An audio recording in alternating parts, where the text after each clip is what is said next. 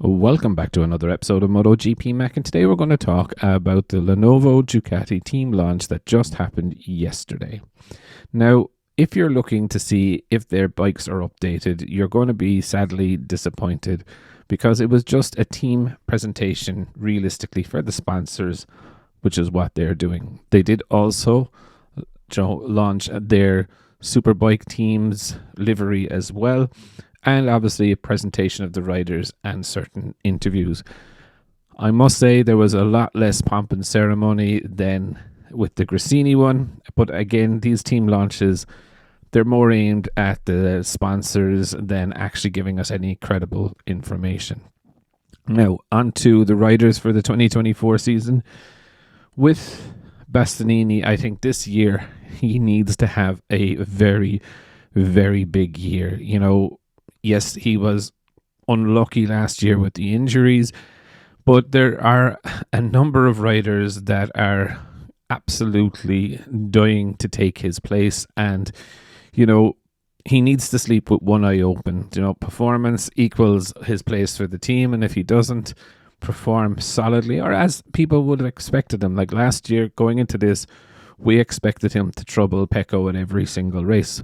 Turns out the jump from a 21 to a 23 didn't really suit him. Also, he had the injuries, and at that stage, the bike had already kind of gone the direction that Pecco wanted it to go anyway. Now for 2024 Pecco, for me, I think Pecco is going to be under less pressure than last year.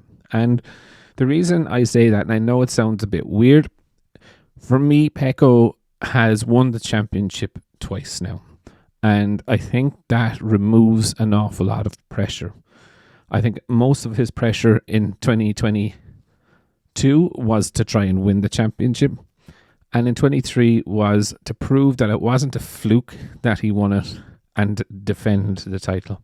Now he's successfully defended it in 2023. I think he's going to be a little bit more free in 2024.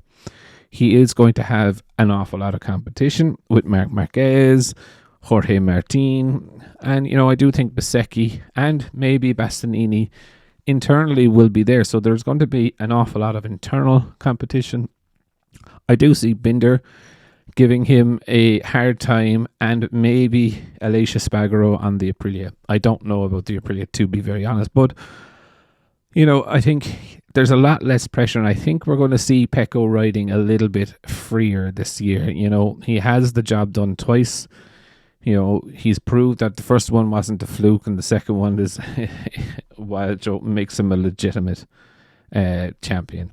Not saying that anyone who's won it once is not a legitimate champion, but in a racer's mindset, he's more settled now that he has won it. So I do believe we're going to see a little bit of a different Pecco this year.